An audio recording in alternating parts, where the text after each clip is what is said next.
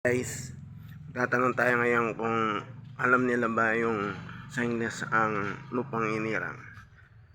Tingnan natin kung magaling nga yung mga tao dito. Guys, bibigyan natin ng 100 or 400. Guys, tingnan natin kung magaling nga yung alam nila yung ang lupang inirang sa Ingles May tatanong ako dito kung alam niyo yung sa English ang lupang inirang. Lupang inirang, ano yung English? Lupang inirang. 100 peso. Oh, alam mo? Lupang inirang. Tayo na pagtanong. So, ano sa English ang lupang inirang? Lupang inirang. Merienda rin yan. Sandaan yan. Lupang inirang.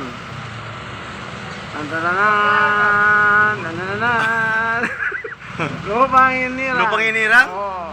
Ilang sagot? Isa na, siyempre. Lupang inirang.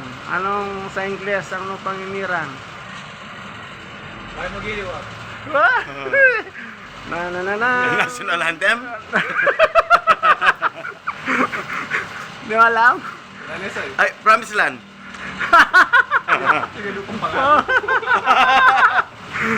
Hindi alam? Ay, alala. Oh, may... Hindi ko alam, mahirap.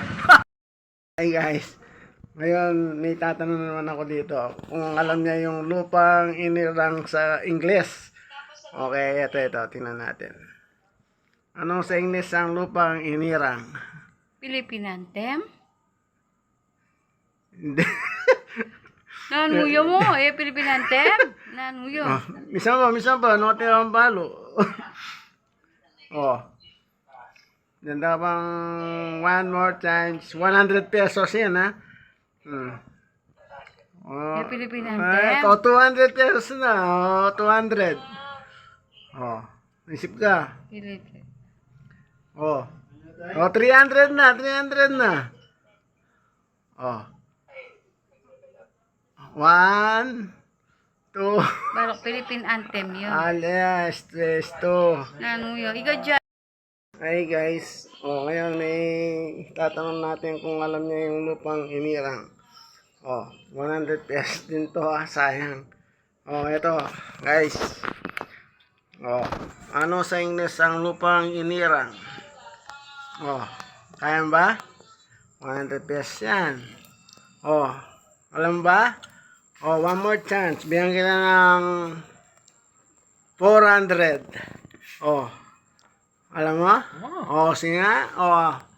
Choices Land. Choices Land. Choices Land. Nakuha. 400 ako nito.